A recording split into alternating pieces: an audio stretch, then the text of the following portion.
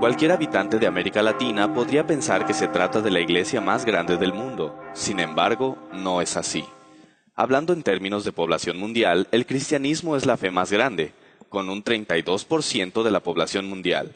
Sin embargo, el cristianismo está dividido en muchas iglesias, de las cuales la católica es solo una de ellas, aunque ciertamente la más grande, conteniendo al 55% de la población cristiana mundial. En cambio, la fe musulmana contiene al 20% de toda la población del planeta. Esto significa un número aproximado de 1.200 millones de musulmanes, contra apenas un poco más de 1.000 millones de católicos en todo el mundo. Evidentemente, la fe musulmana tiene mayor número de adherentes que la Iglesia Católica Apostólica Romana. Sin embargo, este punto nos lleva a una pregunta que le quita el sueño a muchas personas. ¿Por qué la fe cristiana está dividida? O lo que es lo mismo, ¿por qué hay tantas denominaciones o iglesias cristianas diferentes? Para conocer la respuesta, debemos remontarnos algunos cientos de años atrás, hacia la época del mismo ser que ha dado origen a la fe mayoritaria de un continente en el que ni siquiera nació, Jesucristo. Jesucristo nació judío, pueblo que posee una fe propia conocida como judaísmo, por lo cual Jesucristo fue educado creyente de esa fe. Significaba que adoraba en las mismas sinagogas que sus compatriotas. Los problemas comenzaron apenas cundió la popularidad de Jesús como el Mesías esperado, el Hijo de Dios, pues los dirigentes de la iglesia judía nunca le creyeron, y más creció su odio hacia él debido a las críticas que él hacía de sus prácticas erróneas, y debido a que como Hijo de Dios, proclamaba tener la autoridad para llamar sus propios ministros, a cuyos principales 12 llamó apóstoles. Por lo tanto, los sacerdotes y autoridades políticas judías decidieron hacer con él lo mismo que habían hecho con casi todos los profetas anteriores, es decir, matarlo. Una vez que Jesús ya no estaba entre ellos, los apóstoles tomaron las riendas de las congregaciones, y podemos apreciar claramente que ellos ya celebraban sus propias reuniones de adoración separadamente a las de la religión judía. La razón era muy sencilla: los seguidores de Cristo lo aceptaban como el Hijo de Dios y el Salvador, cosa que los judíos no han aceptado hasta el día de hoy. Después de la muerte de Cristo, los judíos continuaron persiguiendo a los cristianos. También los romanos se sumaron a la persecución. Una vez que los apóstoles y muchos de los creyentes en Cristo fueron muertos, la iglesia cristiana antigua tuvo que ingeniárselas para continuar funcionando, pero esto conllevó muchos problemas, pues comenzaron serias discusiones referentes a diversos puntos de doctrina, ya que no había voces que los miembros de la congregación reconocieran como autorizadas para dar una respuesta satisfactoria. Para tener un ejemplo de cómo la doctrina cristiana original fue sufriendo modificaciones con el paso del tiempo, basta con repasar la lista oficial de papas y los hechos más trascendentales que hicieron durante sus administraciones, tales como ordenar a las mujeres para entrar a la iglesia con la cabeza cubierta en el año 67 al 76, la institución del agua bendita entre el año 105 al 115, etc. Así pues, durante el primer siglo después de Cristo y la mayor parte del segundo, las congregaciones de cada ciudad donde las hubiera continuaron con un líder a la cabeza denominado obispo, que resulta un sinónimo de pastor, título tomado de la tradición judía. Sin embargo, por aquella época, cada iglesia cristiana o congregación era independiente la una de la otra y no estaban confederadas o unidas en ningún tipo de asociación, excepto por su fe.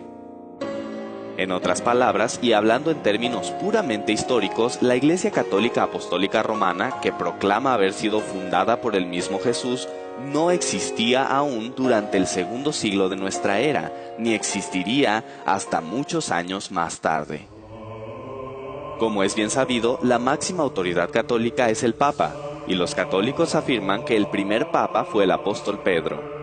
Empero, en ninguna parte de la Biblia se menciona que Pedro haya sido nombrado Papa por Jesús, y esto es porque la palabra Papa no fue aplicada al máximo dirigente católico sino hasta el siglo XI, cuando Urbino II, obispo de Roma, propuso que se usara ese término para denominarlos, pues hasta ese año, 1093, se les llamaba Pontífice Romano u Obispo de Roma, o sea, que en realidad el primer papa no fue Pedro, sino más bien Urbano II. La razón es obvia. Pero, ¿por qué la máxima autoridad católica estaría en Roma? ¿No resultaría más lógico que estuviera en Jerusalén? Además, ¿no eran los romanos perseguidores de los cristianos? La respuesta a esta subsecuente interrogante nos lleva al nombre mismo de la iglesia en cuestión: Iglesia Católica Apostólica Romana. Durante el siglo III aproximadamente, los obispos de Roma decidieron que al estar en la sede del gobierno político más poderoso del mundo de aquel entonces, debían tener también la mayor jerarquía sobre los demás obispos, y por ende, sobre las demás congregaciones cristianas. Durante los años sucesivos, los demás obispos de Roma reclamaron la misma supremacía sobre las demás iglesias. Es ahí donde comienza la historia del líder eclesiástico de una iglesia local como líder de un movimiento religioso de clase mundial. Para justificar su reclamo de hegemonía, argumentaron que Pedro, sucesor de Cristo en el liderato de su fe, había sido el primer obispo de Roma. Sin embargo, como ya hemos mencionado antes, el obispo era la persona a quien se ponía al frente de una congregación para que se hiciera cargo de ella. La Enciclopedia Católica, al justificar la sucesión de San Pedro a través de los papas, cita correspondencia entre autoridades cristianas, donde solo se hace referencia a la idea de que los obispos de Roma heredaron de Pedro la autoridad para legislar sobre el resto de las congregaciones. Curiosamente, estas referencias abundan a partir del siglo III en adelante, mientras que hacia atrás suman apenas 2 o 3. Incluso, hace mención de una idea contraria a la que ellos sostenían. El episcopado petrino era, según los opositores, una novedad que venía de los primeros días del siglo III y que había suplantado una tradición más antigua, según la cual Pedro y Pablo habían sido los cofundadores y Lino el primer obispo. La verdad es que Pedro no dejó ningún documento donde haga constar que los obispos de Roma son sus sucesores o cabeza de la iglesia como conjunto. Pedro no pudo haberse hecho cargo de esa congregación, debido a que sus constantes viajes le habrían impedido cumplir debidamente con las obligaciones que eso conlleva.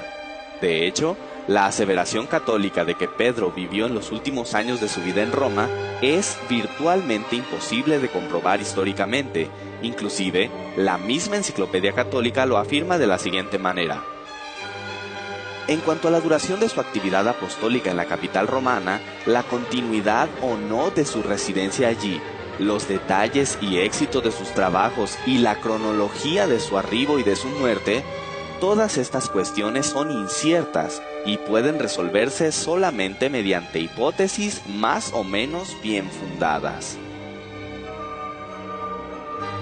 Pero, sobre todo, hay que recordar que Pedro tenía una jerarquía mayor que la de un simple pastor u obispo. Él era un apóstol, título que recibió de manos de Jesús.